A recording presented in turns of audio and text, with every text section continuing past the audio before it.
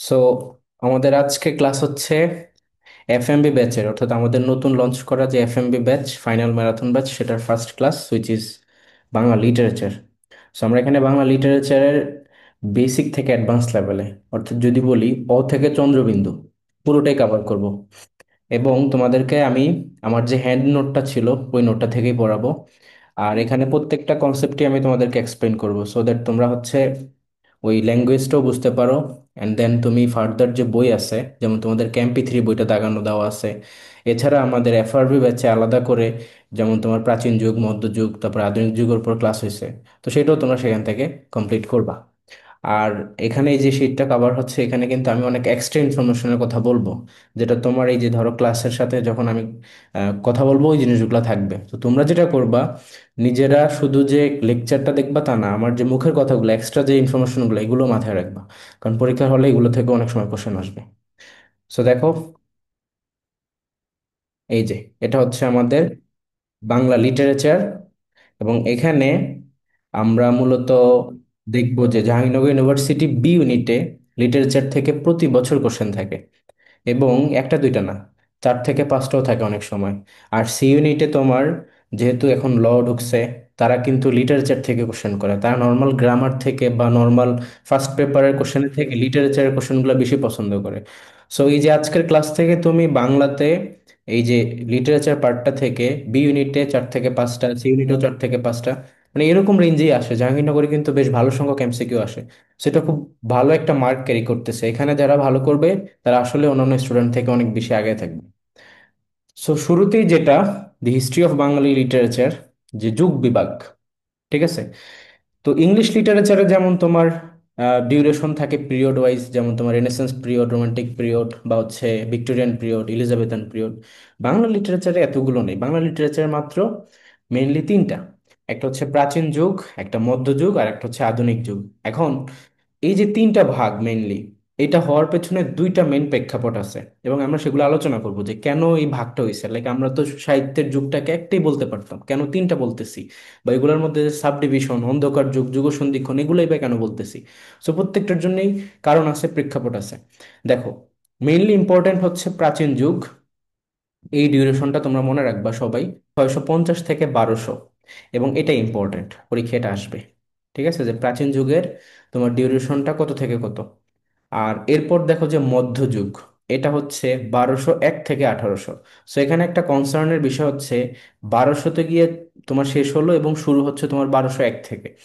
আরেকটা অপশনে ধরো মধ্যযুগের ডিউরেশনটা আসলো, যে মধ্যযুগ ডিউরেশনটা কত, সেখানে একটা অপশনে 1200 থেকে 1800 থাকলো, আরেকটা অপশনে 1201 থেকে 1800 থাকলো।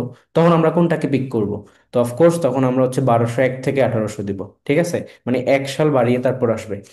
এরপর আধুনিক যুগ সেম, 1801 থেকে তোমার বর্তমান পর্যন্ত। তো আধুনিক যুগটা ইম্পর্ট্যান্ট না, এটাকে তোমরা স্কিপ করতে পারো। ইম্পর্ট্যান্ট হচ্ছে প্রাচীন যুগ এবং হচ্ছে তোমার মধ্যযুগ। এবং এখানে খেয়াল করো, এই যে মধ্যযুগের মধ্যেই একটা সাব ডিভিশন বা সাব ক্লাসিফিকেশন হচ্ছে অন্ধকার যুগ। এটাকে ইংরেজিতে বলা হয় barren period. BARREN, barren period. So বলো তো ব্যারেন শব্দটার মানে কি? ব্যারেন অনর্গল। অনুর্বর। বন্ধ। বন্ধ। তাহলে এটার যদি আমি একটা অ্যান্টোনিম শব্দ জানতে চাই, তাহলে কি হবে? Fertile. Good, it's will be fertile. Fertile. Fertile. এগুলো কিন্তু পরীক্ষায় আসে মাঝে মধ্যে, ইম্পর্টেন্ট। তো দেখো ব্যারেন পিরিয়ডটা তাহলে কত থেকে কত, 1201 থেকে 1350। এখন এই যে 150 বছর, এই যে অন্ধকার যুগ, এইটা হওয়ার পেছনে প্রেক্ষাপটটা হচ্ছে, দেখো 1204 সালের একটা ঘটনা। সেটা কি বলতো? ইকতারুদ্দিন বক্তিয়ার বন্তের খলজি। খলজি। না, আসলে ছিল। এই যে একটু নিচে দেখো, খেয়াল করো। অন্ধকার যুগটা হচ্ছে 150 বছর, 1201 থেকে 1350। এটার কারণ হচ্ছে বখতিয়ার খলজি। ওই যে আমরা সবাই পড়ছিলাম আমাদের বাংলাদেশ ও বিশ্ব পরিচয় বইতে, যে 1204 সালে লক্ষণ সেনকে হারিয়ে ইখতিয়ারউদ্দিন মোহাম্মদ বিন বখতিয়ার খলজি এই বাংলার এই অঞ্চলটার ক্ষমতা দখল করে ফেলে। সো এই জন্য এটা হচ্ছে তোমার অন্ধকার যুগের সূচনা। এবং এখানেও কিন্তু মানে কিছু সাহিত্যকর্ম ছিল। এখন প্রশ্ন করতে পারো যে ভাইয়া এটা তো অন্ধকার যুগ। তো অন্ধকার যুগ কেন? কারণ হলো যে এখানে নামটা কেন আসছে, যে এই সময় তেমন ভালো কোনো সাহিত্য চর্চা হয় নাই। প্রাচীন যুগেও হয়েছে, মধ্যযুগে হয়েছে, আধুনিক যুগে তো অবশ্যই হয়েছে, কিন্তু অন্ধকার যুগে তেমন ভালো কোনো সাহিত্য চর্চা করার সুযোগ পায় নাই যারা সাহিত্যিকগণ ছিলেন। দ্য রিজন ইজ, তখন দেখো এই যে মুসলিম শাসন বা তুর্কি শাসনটা শুরু হয়। তো দ্যাটস ওয়াই তারা কিন্তু, যারা সাহিত্যিক ছিলেন তারা এই অঞ্চল থেকে পালিয়ে চলে যায়। তারা তিব্বতের দিকে, নেপালের দিকে, এই অঞ্চলগুলোতে চলে যায়। সাহিত্যিকদেরকে খুব একটা প্রথম দিকে মর্যাদা দেওয়া হয় নাই। তো এই সময় তেমন কোনো ভালো সাহিত্য চর্চা যেহেতু হয় নাই, তার জন্য এটাকে বলা হতো যে অন্ধকার যুগ, 1201 থেকে 1350। এখন এই যে অন্ধকার যুগ, এইটার এরপরও কিছু সাহিত্যকর্ম আছে। মানে তেমন কোনো ভালো বেশি সংখ্যক হয় নাই, বাট স্টিল কয়েকটা ভালো ভালো প্রমিনেন্ট আছে, যেখানে তোমার দেখা যায় যে একই সাথে গদ্য এবং পদ্য মিশ্রিত। তো গদ্য পদ্য মিশ্রিত যদি কোনো কাব্য রচনা হয়, সেটাকে আমরা কি বলবো? চম্পু চম্পু কাব্য। Right. দেখো, এই যে জায়গাটা, যে গদ্য প্লাস পদ্য, যখন কোনো একটা কাব্যর ভিতরে একসাথে গদ্যও থাকবে, আবার তোমার কবিতা বা পদ্য এই অংশগুলোও থাকবে, তখন এটাকে আমরা বলবো চম্পু কাব্য। আর এরকম চম্পু কাব্য ছিল এই অন্ধকার যুগে, যেমন তোমার শূন্য পুরাণ, তারপরে শেখ শুভদয়া, আর একটা হচ্ছে প্রাকৃত পৈঙ্কল। এই প্রাকৃত পৈঙ্কল এটা হচ্ছে সর্বপ্রথম লেখা হয়েছে অন্ধকার যুগে। তারপর দেখো এই যে শূন্য পুরাণ, শেখ শুভদয়া, এগুলোর লেখক কারা? এগুলো হচ্ছে, একটা হচ্ছে রামাই পণ্ডিত। তো পরীক্ষায় এটা আসে যে শূন্য পুরাণের লেখককে রামাই পণ্ডিত, বা শেখ শুভোদয়ের লেখককে হুলাউদ মিশ্র। এখন আমরা এই জায়গাটাতে একটু ইলাবোরেটলি পড়বো। সেটা হচ্ছে শূন্য পুরাণ যেটা, এটার মধ্যে যে আমরা বললাম গদ্য ছিল, পদ্য ছিল, তো এরকম কবিতা ছিল 51টা। তার মধ্যে একটা কবিতা হচ্ছে নিরঞ্জনের উষ্মা। সো পরীক্ষা এভাবে আসতে পারে যে নিরঞ্জনের উষ্মা এটা কোন কাব্যে? ঠিক আছে, তখন উত্তর হবে গিয়া শূন্য পুরাণের মধ্যে আছে। আবার এই যে হুলাউদ মিশ্র, তিনি লিখছেন শেখ শুভদয়া। এই হুলাউদ মিশ্রর পরিচিতি হচ্ছে তিনি লক্ষণ সেনের সভাকবি ছিলেন। ঠিক আছে, তো এখান থেকে এতটুকু মনে রাখবা। আর শেখ শুভদয়া এই যে এই রচনাটা বা এই যে কাব্যটা, এটা মূলত শেখ জালালউদ্দিন তাবরেজিকে নিয়ে লেখা। আর শূন্য পুরাণের মধ্যে দুইটা শব্দ আমরা দেখি, একটা হচ্ছে শূন্য আর একটা হচ্ছে পুরাণ। তো ধরো এই যে পুরাণ শব্দটা কোন ধর্মের সাথে রিলেটেড? হিন্দু ধর্মের সাথে। আর শূন্য শব্দটা হচ্ছে বৌদ্ধ ধর্মের সাথে রিলেটেড। তো এটা মনে রাখলেই হবে।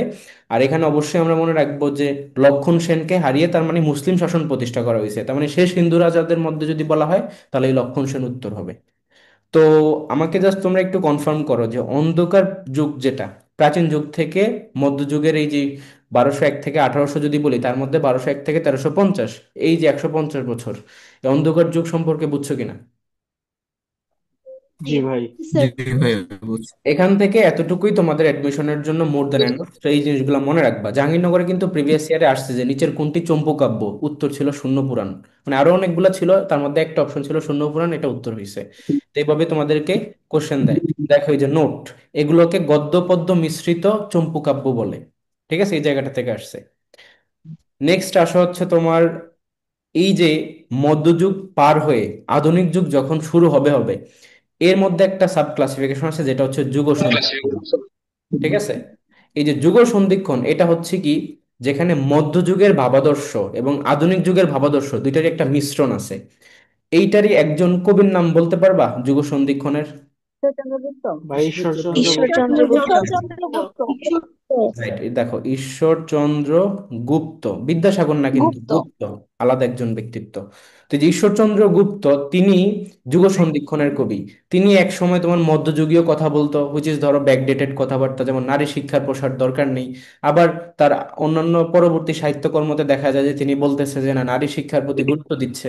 তো সেটা আবার আধুনিক যুগের ভাবাদর্শের সাথে ম্যাচ করে। তো এই সময়ের যে সাহিত্যিকগণ ছিলেন, যেমন তোমার ঈশ্বরচন্দ্র গুপ্ত, তারপর তোমার, আচ্ছা সবাই নিজেদেরকে মিউট করে রাখবা। তারপর তোমার হচ্ছে তোমার এই যে আহ, মানে তাদের মধ্যে একই সাথে যেহেতু ব্যাকডেটেড এবং আপডেটেড দুইটা ভাবাদর্শ আছে, এই জন্যই তাদেরকে বলো তো যুগ সন্ধিক্ষণের কবি। যেটা পিরিয়ড পিরিয়ড হচ্ছে তোমার 1760 থেকে 1860। তাহলে কত বছর হয়? এখানে দেখো 100 বছর হয়। ঠিক আছে, তো এই অংশটা মনে রাখবা। আরেকটা সাব ক্লাসিফিকেশন আছে আধুনিক যুগের পরবর্তীতে, দেখো 1901 থেকে 1940, এটাকে রবীন্দ্র যুগ বলা হয়, which is not that important, skip করতে পারো। সো আমরা নেক্সট পার্টটাতে চলে আসি। এখন হচ্ছে আমরা এখানে ক্লাসিফিকেশনটা যেহেতু বুঝতে পারছি, আমরা এখন প্রাচীন যুগের ইনডেপথ পড়বো। সো প্রাচীন যুগের সবচেয়ে মানে সবচেয়ে মানে বেস্ট নিদর্শন সেটা কোনটা? চর্যাপদ। চর্যাপদ। চর্যাপদ ভাই। চর্যাপদ। চর্যাপদ। এখন আমরা চর্যাপদ সম্পর্কে পড়ব। দেখো, চর্যাপদের অনেকগুলো নাম আছে। চর্যাপদ, চর্যা গীতিকা, চর্যা গীতি, হাজার বছরের পুরানো বাঙ্গালা, আবার বলতেছি হাজার বছরের পুরানো বাঙ্গালা ভাষার বৈদ্য গান ও দোহা, এগুলো অনেকগুলো নাম। আবার দেখো তোমার চর্যা চর্য বিনিশ্চয়, এটা একটা নাম। সো এই যে চর্যা চর্য বিনিশ্চয়, এই নামটা একটু ইম্পর্ট্যান্ট। এই নামটার মানে কি বলো তো? চর্যা চর্য বিনিশ্চয় কোনটি আচরণীয় কোনটি কোনটি আচরণীয় নয়। আচরণীয় কোনটি আচরণীয় নয়।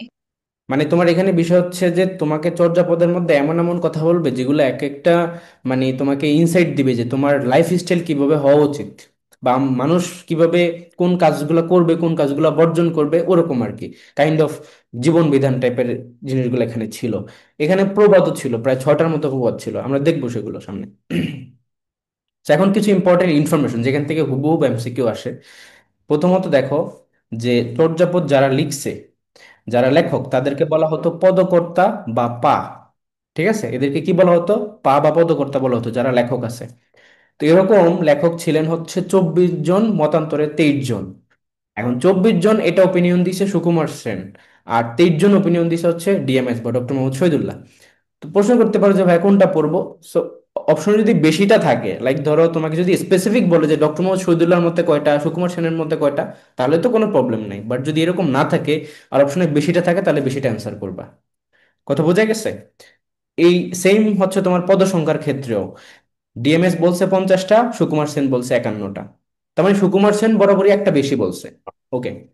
তো এই যে জায়গাটা, তোমার পদ সংখ্যা তোমার এতগুলো, এর মধ্যে পাওয়া গেছে কয়টা, মানে খুঁজে পাওয়া গেছে কয়টা, এটা থেকে কোশ্চেন আসে। তো খুঁজে পাওয়া গেছে মেইনলি তোমার 46.5টা, মানে 46.5। এখন এখানে তোমাদের হয়তো কনফিউজড হইতে পারো যে এটা আবার কি জিনিস, লাইক মানে 46.5 কেমন কথা, তাই না? তো এইখানে মূলত হচ্ছে একটার অর্ধেক পাওয়া গেছে। ধরো একটা লেখা আছে, লেখাটা ছিঁড়া ছিল, অর্ধেক পাওয়া গেছে, এই জন্য ওইটাকে অর্ধেক হিসেবে কনসিডার করতেছে, আর বাকিগুলা তো পুরোপুরি। তো এই যে দেখো, একটা ছিল 23.5, একটা ছিল 24, একটা 25, আর একটা 48, এই যে চারটা, মানে এখানকার তিনটা আর এখানকার পয়েন্ট হাফ, মানে 3.5টা, এগুলা খুঁজে পাওয়া যায় না। যার জন্য তোমার টোটাল সংখ্যা হচ্ছে 46.5। সবাই কি বুঝছো এই জায়গাটা? এইভাবে। জি আচ্ছা। স্যার, বুঝেছি। ভাইয়া আবার একটু বলেন। আচ্ছা, এটা আমি আরেকবার রিক্যাপ করতেছি। আমাদের দেখো টোটাল যদি হয় তোমার 50 বা 51, তো এর মধ্যে 3.5টা খুঁজে পাওয়া যায় না। কিভাবে? তিনটা এমনিতেই খুঁজে পাওয়া যায় না, যেমন 48, 25 এবং 24 নম্বর, এই পদগুলা, এত নম্বর পদগুলা খুঁজে পাওয়া যায় না। আর 23.5 নম্বর যেটা, সেটাও খুঁজে পাওয়া যায় না, মানে 23-এর অর্ধেক পাওয়া গেছে, অর্ধেক পাওয়া যায় না। এই জন্য টোটাল খুঁজে পাওয়া পদ সংখ্যা হচ্ছে 46.5। এটাই। সবাই খালি কল দিতেছে, লাইক ক্লাস হয়তো জয়েন করতে পারতেছে না, এখানে 100 জন ফুল। করার আছে, কিছু তো করার নেই, বলো। তোমাদের ব্যাচ স্টুডেন্ট কত? ভাই হুম। ভাই যে ঈশ্বরচন্দ্র গুপ্তের কথা বললেন, তো তিনি একটা পত্রিকা সম্পাদনা করতেন, সংবাদ প্রভাকর। এটা কি গুরুত্বপূর্ণ ইনফরমেশন? হ্যাঁ হ্যাঁ, এটা গুরুত্বপূর্ণ, এটা এগুলো এগুলো আসবে, একটু পরে আসবে। ঠিক আছে। এই সংবাদপত্রের সম্পাদকদের থেকে তোমার একটা এমসিকিউ জাহাঙ্গীরনগরে অবশ্যই পাবা, সি ইউনিটে। তো এখানে দেখো, ছন্দ এবং আমল, এটার মানে কি? এটা হচ্ছে যে চর্যাপদ যখন লিখা হয়েছে তখন কোন ছন্দে লিখিত হয়েছে এবং কোন আমলে সেটা লিখা হয়েছে। তো তখন ছিল মূলত পাল আমল, আর এটার ছন্দ ছিল হচ্ছে মাত্রাবৃত্ত ছন্দ। ঠিক আছে। তো নেক্সট আসো, যে এখানে যে পদকর্তা যারা ছিলেন, তাদের মধ্যে একজন হচ্ছে কান্নুপা। তিনি হচ্ছে সবচেয়ে বেশি পদ লিখছে। এই যে আমরা বললাম 50টা বা মতান্তর 51টা, সবচেয়ে বেশি পদ লিখছে হচ্ছে কান্নুপা, 13টা লিখছে।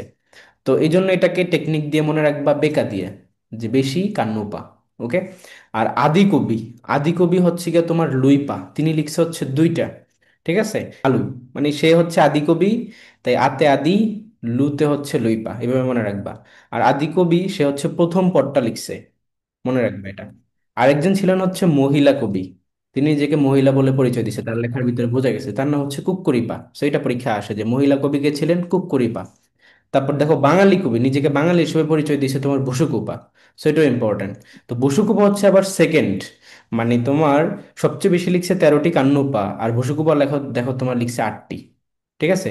আর লুইপা লিখছে হচ্ছে 2টা।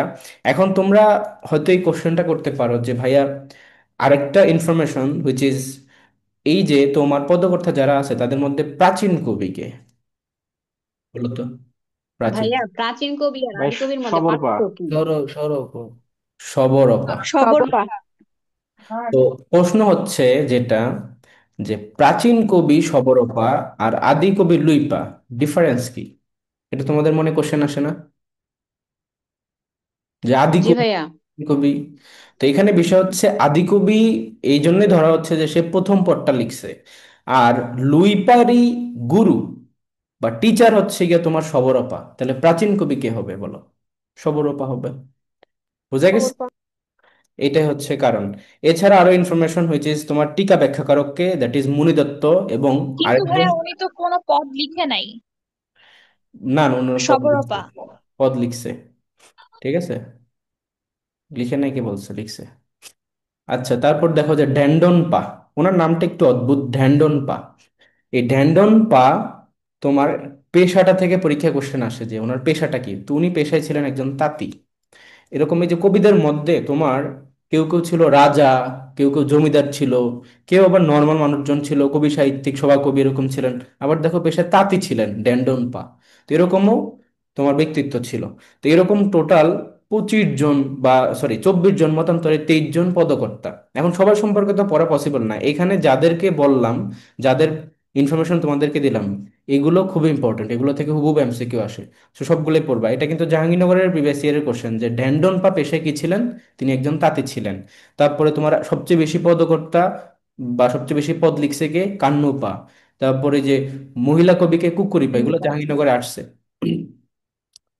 আচ্ছা, তো এই ভাই, জায়গাটা, বিসিএস এর প্রাচীন বাঙালি কবি নিয়ে একটা প্রশ্ন আসছে। এই যে বাঙালি কবি বললে হচ্ছে বসুদেব, ঠিক আছে। প্রাচীন প্রাচীন প্রাচীন বললো এটাই হবে, কারণ সবচেয়ে প্রাচীন নিদর্শন কোনটা আমাদের বলো? বাংলার ইতিহাসে, বাংলা ভাষা, চর্যাপদ। বাংলা সাহিত্যের ইতিহাসে সবচেয়ে প্রাচীন কোনটা বলো? চর্যাপদ। চর্যাপদ। চর্যাপদ। চর্যাপদ। সো ওইভাবে রিলেট করে কোশ্চেন দেওয়া হয়েছে। এখন দেখো চর্যাপদের মধ্যে 6টা প্রবাদ ছিল, কয়টা? 6টা প্রবাদ। তো এই যে 6টা প্রবাদ, তার মধ্যে সবগুলো আমরা এখানে পড়বো না, আমরা 3টা পড়বো। এই 3টা হচ্ছে ইম্পর্ট্যান্ট। দেখো কি কি। একটা হচ্ছে আপনা মাংসে হরিণা বৈরী, হাতের কাঙ্কন নানয় দেখুন, হাড়িতে ভাত নেই, নীতি আবেশী। ঠিক আছে, এটা হচ্ছে নীতি আবেশী। বানানটা একটু কনফিউজিং। সো 6টা যে প্রবাদ, এখানে নাম্বারটা মনে রাখবা, পরীক্ষা এইভাবে হুবহুব আসে যে চর্যাপদের মধ্যে প্রবাদ বাক্য কতগুলো। ঠিক আছে, তখন উত্তর হবে 6টা। আর এই যে আমরা বললাম যে একটা প্রবাদ, আপনা মাংস হরিণা বৈরী, বৈরী শব্দটার অর্থ জানতে চাইতে পারে, যেটা হচ্ছে শত্রু। তো এটা তো তোমরা বুঝতেছো যে আপনা মাংস হরিণা বৈরী, লাইক হরিণকে মানুষ কেন শিকার করে, তার তার যে মাংস সেটার জন্যই তো। দ্যাটস ওয়াই দেখো এটা কিন্তু তার জন্য শত্রু হিসেবে দাঁড়ায়, নিজেরই জিনিস যেটা তার জন্য শত্রু হয়ে দাঁড়াচ্ছে। আবার ধরো হাঁড়িতে ভাত নেই, নীতি আবেশী, লাইক তোমার বাসায় খাবারই নাই, এখন যদি অতিথি আসে, এখানে মূলত বোঝানো হচ্ছে প্রেমিকদের কথা বা অতিথিদের কথা। তো এখানে যদি আবার এই অতিথিরা আসে, তাহলে তো প্রবলেম। তো সেই হিসাবে এটা একটা মানে প্রবাদ। তারপরে হাতের কাঙ্কন নানয় দেখুন, মানে হাতের যে চুড়ি সেটা দেখতে আয়না লাগে না, তুমি এমনিতেই দেখতে পারো, সেটা বলা হয়েছে। তো এই যে প্রবাদগুলো মনে রাখবা। এখন আমরা আরো কিছু ইনফরমেশন পড়বো। এই জায়গাগুলো আরো বেশি ইম্পর্টেন্ট, যে আবিষ্কার প্রকাশ এটা। আচ্ছা, স্যার একটা প্রশ্ন। চ্যাটে লিখো, সকল ওকে। কোশ্চেন চ্যাটে লিখতে হবে। আচ্ছা, ধরো কয়েকটা কোশ্চেন পড়ি, দেখি। উম হ্যাঁ হ্যাঁ, ভাইয়া, অবশ্যই গ্রুপের জন্য ইম্পর্টেন্ট। বললাম না চ্যাটে লিখতে, শুধু ভাই অনেক বড় কোশ্চেন। সবার জন্যই সেম।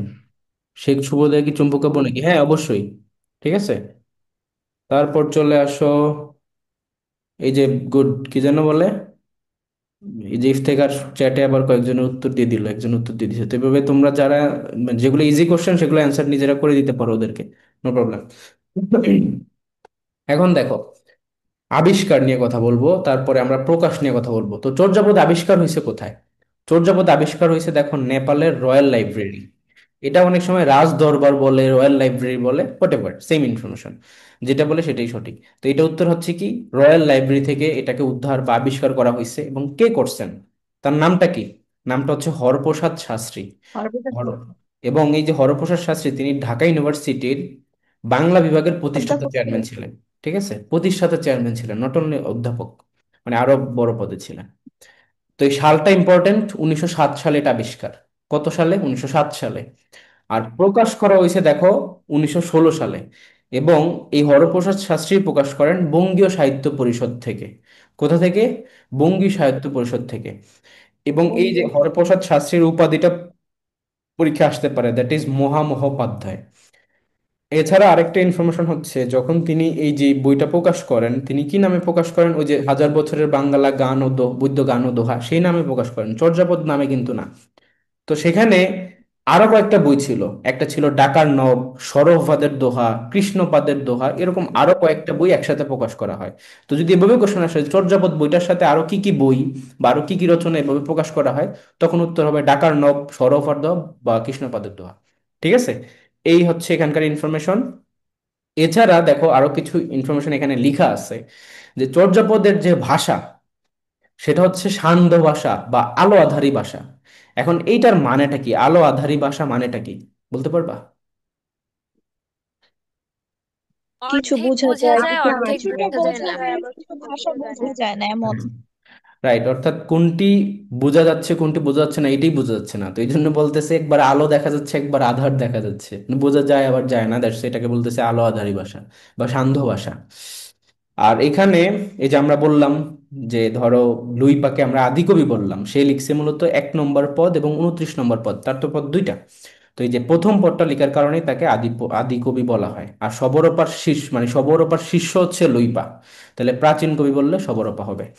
আরেকটা ইনফরমেশন দেখো এখানে, যে চর্যাপদ বিভিন্ন ভাষায় অনুবাদ হয়, তো তিব্বতী ভাষায় যে অনুবাদটা সেটা করেন কে? প্রবোধ কুমার বাগচি। নামটা কি? প্রবোধ কুমার বাগচি। চন্দ্রবাবু।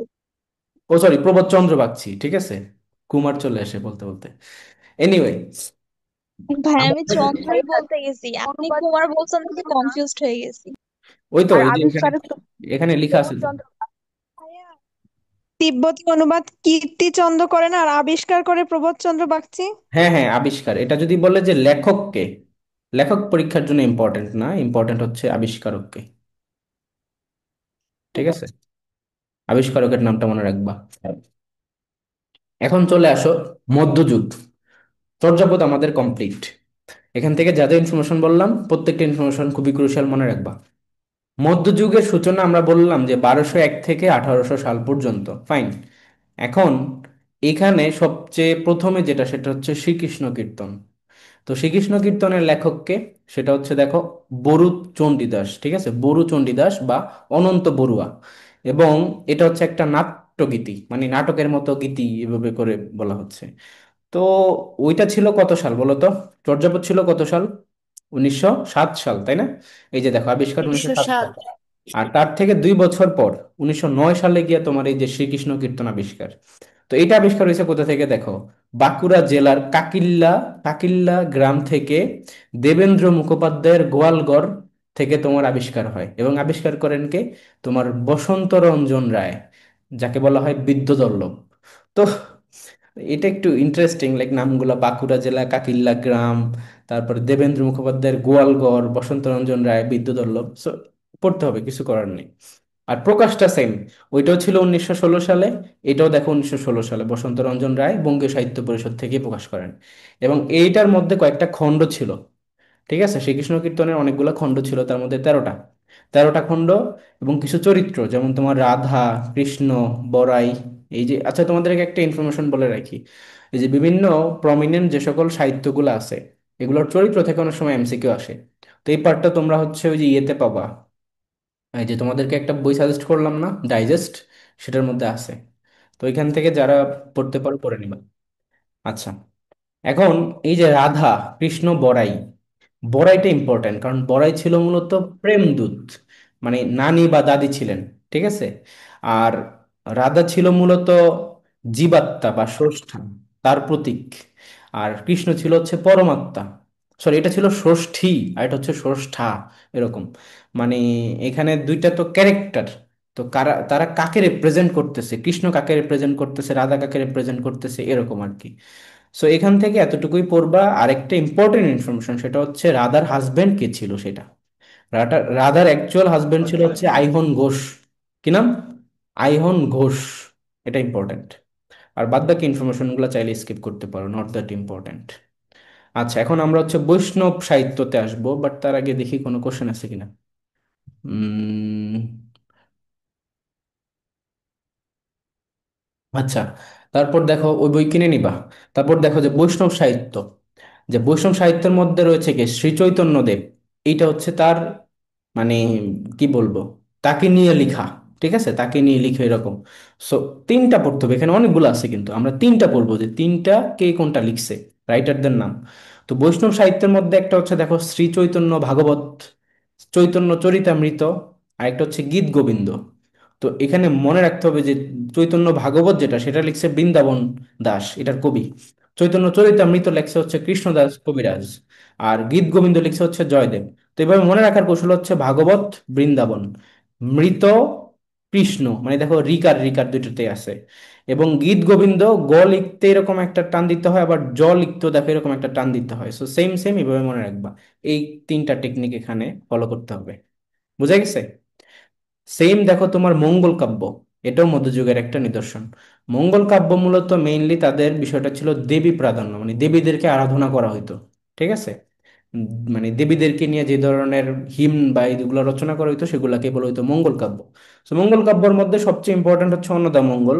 বাট বাকিগুলোরও রাইটার পড়তে হবে, যেমন মনসা মঙ্গল লিখছে হচ্ছে কানা হরিদত্ত, চণ্ডী মঙ্গল লিখছে মুকুন্দরাম চক্রবর্তী, অন্নদামঙ্গল এটা তো সবচেয়ে বেশি ইম্পর্টেন্ট ভারতচন্দ্র রায়গুণাকার, আরেকটা দেখো ধর্মমঙ্গল নরসিংহ বসু। সো এই যে রাইটারদের নামগুলা পড়বা।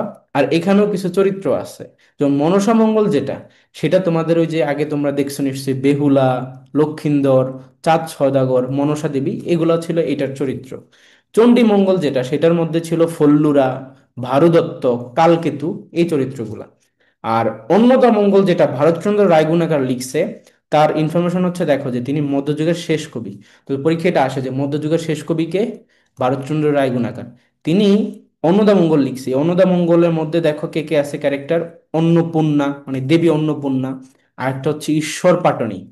তো এই ঈশ্বর পাটনির একটা উক্তি, সেটা হচ্ছে যে আমার সন্তান যেন থাকে দুধে ভাতে। তো পরীক্ষা যদি এটা আসে যে আমার সন্তান যেন থাকে দুধে ভাতে, এটা কে বলছে, উত্তর হবে ঈশ্বর পাটনি। আর যদি ঈশ্বর পাটনি অপশন উত্তর না থাকে, তখন উত্তর হবে ভারতচন্দ্র রায়গুণাকার, কারণ এটা লেখক, মেইন লেখক হচ্ছে কে, ভারতচন্দ্র রায়গুণাকার। আর ওই লেখার ভিতরে বিভিন্ন চরিত্র ছিল, চরিত্রের মধ্যে এই চরিত্র থেকে এটা বলা হয়েছে। তো সবাইকে ইনফরমেশনটা ক্লিয়ার এখান থেকে? বলো। জি ভাই। জি ভাইয়া। ওকে। আচ্ছা, জি আরাকান ভাইয়া। রাজসভা, আরাকান রাজসভা যাওয়ার আগে গীত গোবিন্দ, হ্যাঁ অন্নপূর্ণা হচ্ছে দেবী দুর্গাকে বোঝানো হয়, রাইট। তারপর চলে আসো যে আরাকান রাজসভা বা অনুবাদ সাহিত্য, এটা খুবই খুবই ইম্পর্টেন্ট, এটা থেকে একটা এমসিকিউ পাবাই। ঠিক আছে, 3 স্টার ইম্পর্টেন্ট।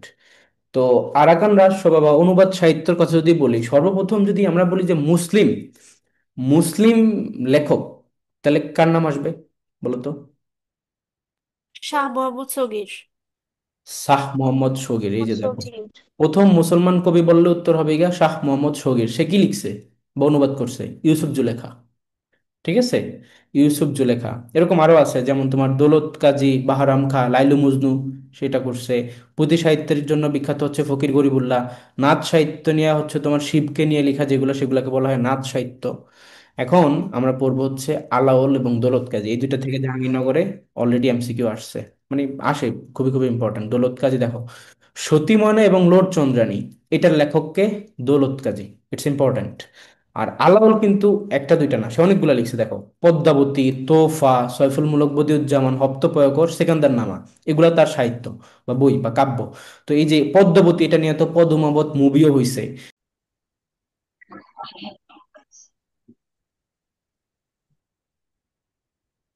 আচ্ছা, একটু বলো তো তোমরা এখন স্ক্রিন দেখতে পাচ্ছ কিনা? জি বুঝতে ভাইয়া দেখা জি যায়। ভাইয়া। যাচ্ছে। ওকে।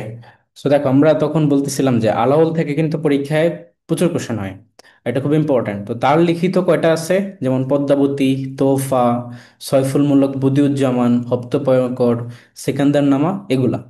আচ্ছা, সো এখান থেকে কোশ্চেন আসলে আসতে পারে এভাবে যে নিচের কোনটি আলাওল রচিত নয়। তো এর মধ্যে তিনটা থাকবে, বাকি একটা ধরো বাহির থেকে থাকবে, বা সতী ময়না লোর চন্দ্রানী এটাই দিয়ে দিল, সে ফর এক্সাম্পল, যদি দুইটা কাছাকাছি। তো এইভাবে এই পুরো সবগুলোর নামই মনে রাখবা। আর কোরেশি মগন ঠাকুর তিনি লিখছে হচ্ছে চন্দ্রাবতী কাব্যটা।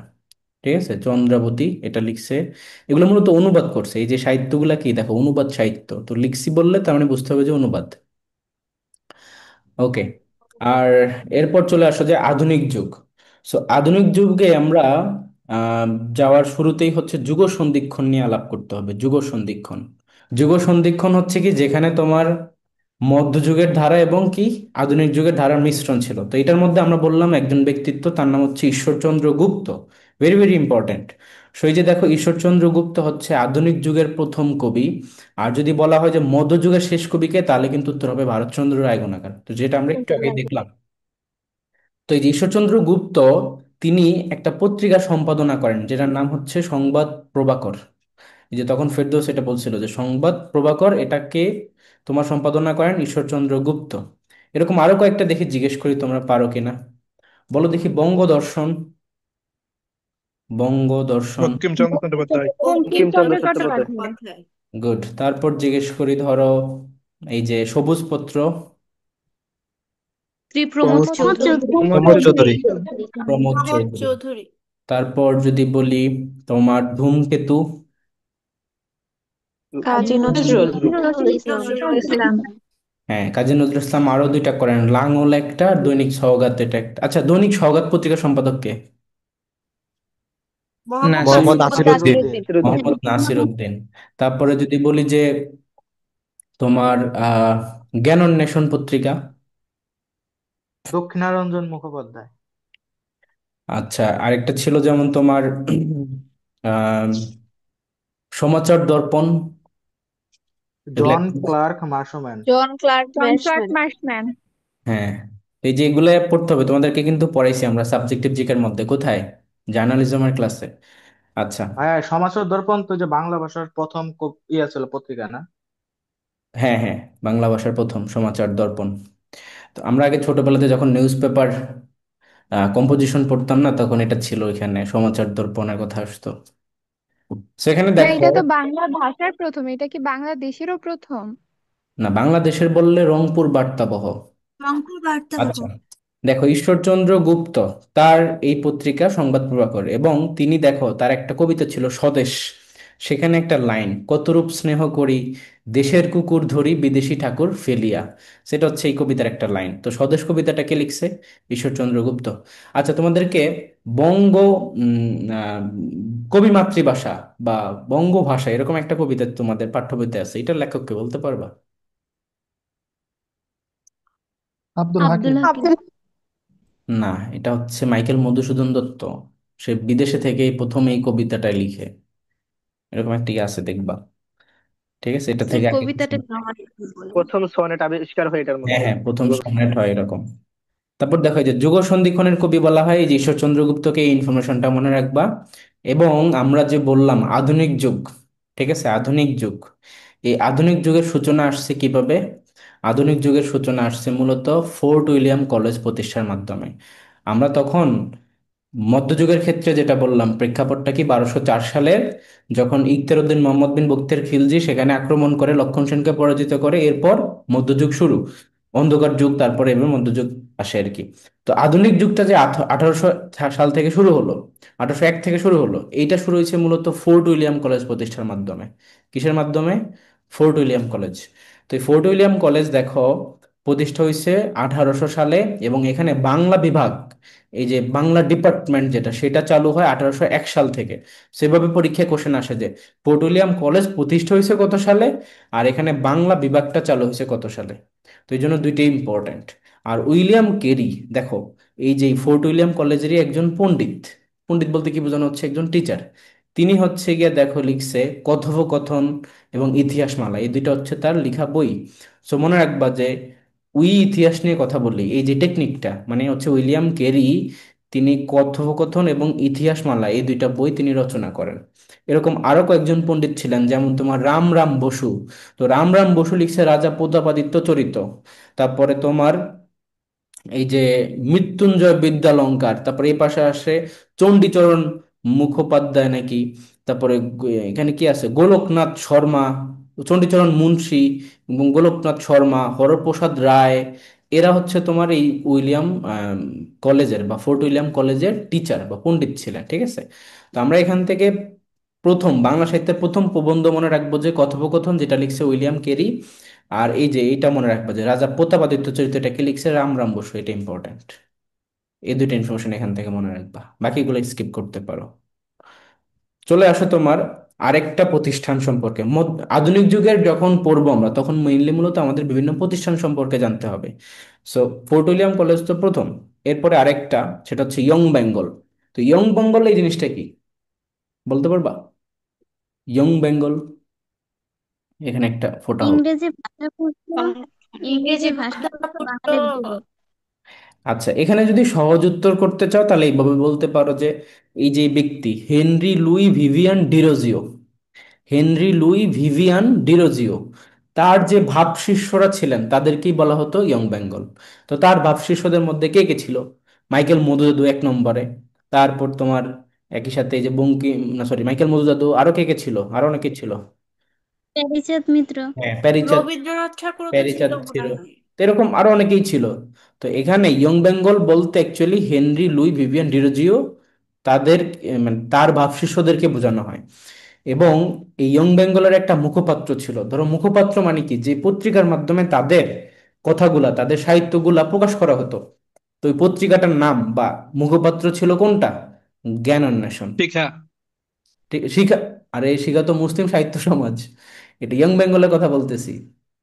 ঠিক আছে, ইয়ং বেঙ্গলেরটার কি ছিল? জ্ঞান অন্বেষণ। এই যে একটু আগে না জিজ্ঞেস করলাম জ্ঞান অন্বেষণ জ্ঞানান্বেষণ। পত্রিকার সম্পাদক কে ছিলেন, দেখো যে দক্ষিণারঞ্জন মজুমদার বা মুখোপাধ্যায় বা একটা কিছু হবে। আচ্ছা, দক্ষিণারঞ্জন মনে রাখবা, তাইলেই হবে। এখন এই যে ইয়ং বেঙ্গল যারা ছিল, এরা ছিল মূলত এই যে ভিভিয়ান ডিরোজিওর ভাবশিষ্য, এবং এরা একটু মানে মডার্ন লাইফ বা মডার্ন ইংলিশ ভাববর্ষ, এই বিষয়টা তাদের মধ্যে বেশি ছিল। তো এর মধ্যে দেখো সবচেয়ে উৎকৃষ্ট এক্সাম্পল হচ্ছে মাইকেল মধুসূদন দত্ত বা মধু দাদু। তার জন্ম মৃত্যু তো আমরা সবাই মনে রাখবো, 1824 থেকে 1873, ইটস ইম্পর্টেন্ট। সবারগুলো মনে রাখতে হয় না, কিন্তু কয়েকজনেরটা। মাইকেল মধু দাদু, বঙ্কিমচন্দ্র, তারপরে কাজী নজরুল, তারপরে রবীন্দ্রনাথ ঠাকুর, এদের জন্ম মৃত্যুটা আমাদের জানা উচিত। তো যে বঙ্কিমচন্দ্রটাও দেখো যে 1838 থেকে 1894, আর মাইকেল মধু হচ্ছে কি 1824 থেকে 1873। আচ্ছা, এখন যেহেতু এই জায়গাটা আমরা পড়ছি, আমরা এখন এখান থেকে এক্সট্রা কিছু ইনফরমেশন পড়বো। সেটা হচ্ছে, আচ্ছা এক্সট্রা ইনফরমেশন পড়ার আগে এইটাও পড়ে ফেলি, তারপর আসি এখানে। দীনবন্ধু মিত্র পর্যন্ত পড়ে ফেলি। দেখো, বাংলা সাহিত্যের যদি প্রথম উপন্যাস জিজ্ঞেস করে, তাহলে উত্তর কি হবে? আলালের ঘরের দুলাল। দুর্গেশ নন্দিনী। এ, এটা হচ্ছে আলালের ঘরের দুলাল। আর যদি পরীক্ষা এভাবে ওটা কোশ্চেন আসে সার্থক। যে সার্থক উপন্যাস প্রথম কোনটি, তখন হবে দুর্গেশ নন্দিনী। সো আলালের ঘরের দুলাল দুর্গেশ লিখছে কে? নন্দিনী। প্যারীচাঁদ মিত্র। রিচার্ড মিত্র। তারই প্যারিচাঁদ মিত্র। ডাক নাম বা অন্য একটা নাম হচ্ছে টেকচাঁদ ঠাকুর। রিচার্ড মিত্র। ঠিক আছে। তো যেহেতু বাংলা সাহিত্যের প্রথম উপন্যাস হচ্ছে আলালের ঘরের দুলাল, তার মানে প্রথম যেহেতু, তাই এই সালটা একটু মনে রাখতে হবে কষ্ট করে, যে 1858 সাল। ঢাকা প্রকাশ থেকে, ঢাকা প্রেস। এই ঢাকা প্রকাশের সম্পাদক কে ছিলেন বলো? কৃষ্ণচন্দ্র নাকি একটা নাম ছিল। হ্যাঁ, কৃষ্ণচন্দ্র মজুমদার। আচ্ছা, তো এই যে আমরা বললাম দুর্গেশ নন্দিনী যেটা সার্থক, সেটাকে লিখছে, সার্থক সবই কিন্তু বঙ্কিমচন্দ্র বঙ্কিমচন্দ্র চট্টোপাধ্যায়। চট্টোপাধ্যায়। বঙ্কিমচন্দ্র চট্টোপাধ্যায়, রাইট। আচ্ছা, বাংলা সাহিত্যের প্রথম উপন্যাস বঙ্কিমচন্দ্র, দুর্গেশ নন্দিনী। আর যদি বলা হয় যে প্রথম ইয়ে, মানে প্রথম সার্থক ট্র্যাজেডি, তাহলে কি হবে? Michael Michael Madhusudan Madhusudan Dutta. Dutta. Michael Madhusudan Dutta. নামটা বলতে পারবা? শর্মিষ্ঠা। কুমারী। শর্মিষ্ঠা। কৃষ্ণকুমারী ভাইয়া। শর্মিষ্ঠা তো শর্মিষ্ঠা না, নাটক। কৃষ্ণ কুমারী। হ্যাঁ, কৃষ্ণ কুমারী। কৃষ্ণকুমারী। হ্যাঁ। আচ্ছা, সো এখানে দেখো এই যে আমরা দীনবন্ধু মিত্রতে চলে আসি। দীনবন্ধু মিত্র পড়ার পরে আমরা এই যে লাল যে ইনফরমেশন, এক্সট্রা ইনফরমেশন, এটা একটু পড়তে হবে। দীনবন্ধু মিত্র লিখছে দেখো কি প্রথম নাটক, যেটার নাম হচ্ছে নীল দর্পণ। এটা 3 স্টার ইম্পর্টেন্ট, বাকিগুলো ইম্পর্টেন্ট না, তারপরে লিখে দিছি জামাই বারিক, কমলে কামিনী, নবীন তপস্বিনী, লীলাবতী, এগুলো একটু ইম্পর্টেন্ট না, পরীক্ষায় আসে না। আসে কোনটা? নীল দর্পণ। এবং এই নীল দর্পণ এটাকে আবার অনুবাদ করছে আরেকজন, সে হচ্ছে মাইকেল মধুসূদন দত্ত। এবং ওইটার নামকরণ ছিল, মানে অনুবাদটা নাম দিছে হচ্ছে the indigo planting of mirror. এটা থেকে ইম্পর্টেন্ট ইনফরমেশন আছে, পরীক্ষা কোশ্চেন আসে, এমসিকিউ। যে দীনবন্ধু মিত্রর যে নীল দর্পণটা আছে সেইটার যে ইংরেজি অনুবাদ সেটার নাম কি, সেটার যে ইংরেজি অনুবাদ সেটা অনুবাদ করছে কে? তো এভাবে দুইটা ভাবেই কোশ্চেন আসে। ও মাইকেল মধুসূদন দত্ত, এবং নাম হচ্ছে the indigo planting of mirror. আচ্ছা, এখন চলে আসো যে এই লাল লাল যে ইনফরমেশন গুলা। দেখো, বাংলাদেশের প্রথম কবে কোথায় ছাপাখানা হয়, সেটা হয় মূলত তোমার 1847 সালে রংপুর বার্তাবহ নামে। ঠিক আছে? এবং ঢাকায় প্রথম ছাপাখানা হয় বা পত্রিকা হয় তোমার ঢাকা প্রেস, যেটা তোমার এই যে কৃষ্ণচন্দ্র মজুমদার এটা সম্পাদনা করেন। এছাড়া এখানে আরো এই যে দীনবন্ধু মিত্র নীল দর্পণ এটা প্রকাশ হয় এখান থেকে, এবং এটার অনুবাদ ছিল হচ্ছে the indigo planting of mirror, Michael Madhusudan Dutt করে। আবার এখানে দেখো যে প্রথম মহিলা উপন্যাসিক তার নাম হচ্ছে স্বর্ণকুমারী দেবী। প্রথম মুসলিম উপন্যাসিক বললে তখন হচ্ছে মীর মোশাররফ হোসেন। ঠিক আছে? তো এই যে প্রথম মুসলিম উপন্যাসিক, এই ইনফরমেশনটা মনে রাখবা, মীর মোশাররফ হোসেন। এবং মহিলা উপন্যাসিক সেটা হচ্ছে স্বর্ণকুমারী দেবী, এটা মনে রাখবা। আমরা মীর মোশাররফ হোসেন, তারপরে সেলিম আল দীন, তাদের সম্পর্কে একটু পরে আবার পড়বো।